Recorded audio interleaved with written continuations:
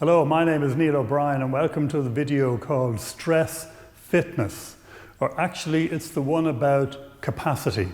I'll say more on that in a moment. Stress, the way I would describe stress perhaps with clients, I work with them, for myself really, is that I have too much going on, more than I can cope with. What I'm facing on any given day or week or month is beyond my coping abilities.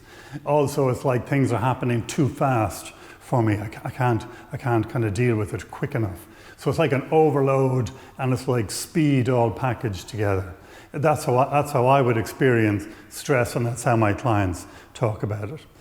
That can trigger then, as you probably know, a prehistoric response, which is fight, flight, or freeze. So some people respond to stress by fighting it, or fighting the person, or fighting the traffic, taking it on. Other people flight from it. They try and hide, run and hide, and avoid the person or the situation. And then the third group of people are the people who just kind of get frozen in the moment and can't seem to react or respond or say anything. I kind of just try and numb out maybe.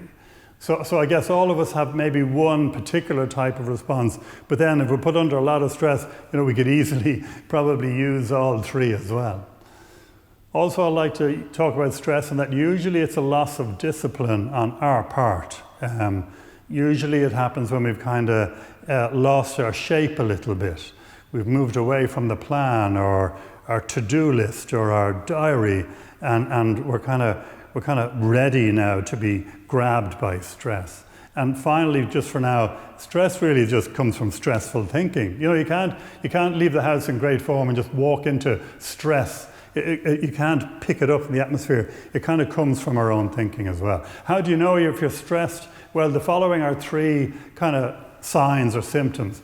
First one is, well, of course, is you feel mentally tired a lot of the time. You could be physically fit and in pretty good shape, but you still kind of feel mentally tired a lot. That's the first one. The second one is short-term memory loss. If you're just forgetting simple, straightforward stuff, if you're at the point where if you don't write it down, it kind of seems to disappear, it's probably because you're under stress. Somebody contacted me recently and said, do you coach people on how to improve their memory? And I said, no, but maybe we might work on your stress and maybe your memory might improve. And then the third sign that you're under stress then is that you struggle to problem solve.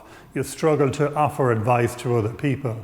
What's actually happening is, because you're stressed, your body is trying to protect you from attack. So literally your blood isn't reaching the higher parts of your brain where we have more kind of creative thinking available to us. So basically you're in survival mode. You have so much to cope with. You're going around the place on your hands and knees. You've kind of reverted back into some sort of prehistoric life form, and you're just trying to survive the morning or the day or the week or the month.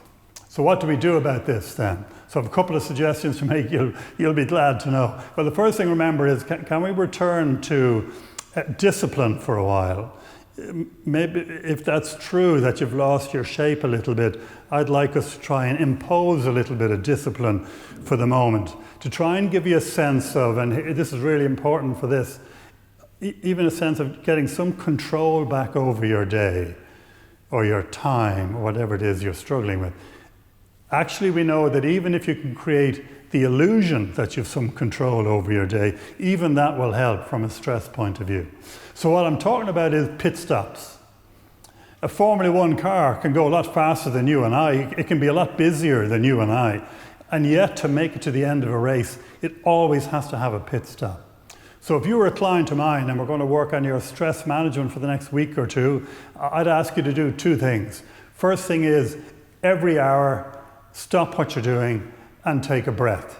That's what I mean by a pit stop. Now, even if things are going well, there's an idea. Even if things are going okay and you're not stressed, you're going to do it anyway. Every hour, in work or at home or both, you're just going to pause for 1 minute every hour to just take a breath, stop what you're doing, get yourself back into your body, and just feel like you've got some control back.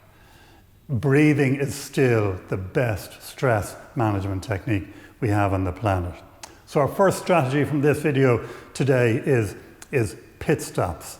The second strategy then is a magic device that I'm going to whip out of my pocket now.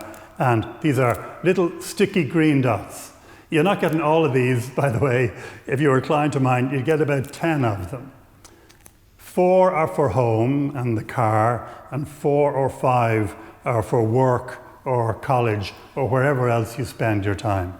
And you're going to place these green dots where they catch your eye throughout the day.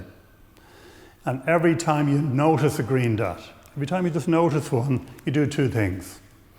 You take a breath and you lift your solar plexus 2 inches.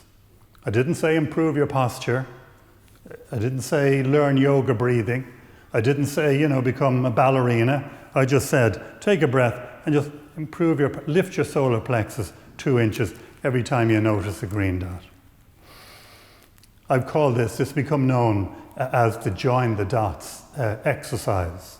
Can you get safely through the day from one green dot to another green dot? Little oasis of calm, perhaps. Now, here's the thing about the green dots. Subconscious part of your brain, I discussed this in another video, doesn't want you to change. It doesn't like green dots. It treats them as a threat. It has to. So the subconscious part of your brain will arrange for these to become invisible after about 2 or 3 days. We're only going to get no matter how good you are at this exercise, we're only going to get 2 or 3 days out of the green dots. I'm kind of hoping in a way that by then you'll have got some control back anyway. You won't need such a kind of contrived thing like this. Things will be working better anyway. That's the first thing. But here's the second really amazing bit of magic about these green dots is I'd like you to give some to your family as well, or people you live with, or people you work with, and get them to place them randomly for themselves. Because here's the amazing thing about these green dots is after 2 or 3 days, yours will become invisible.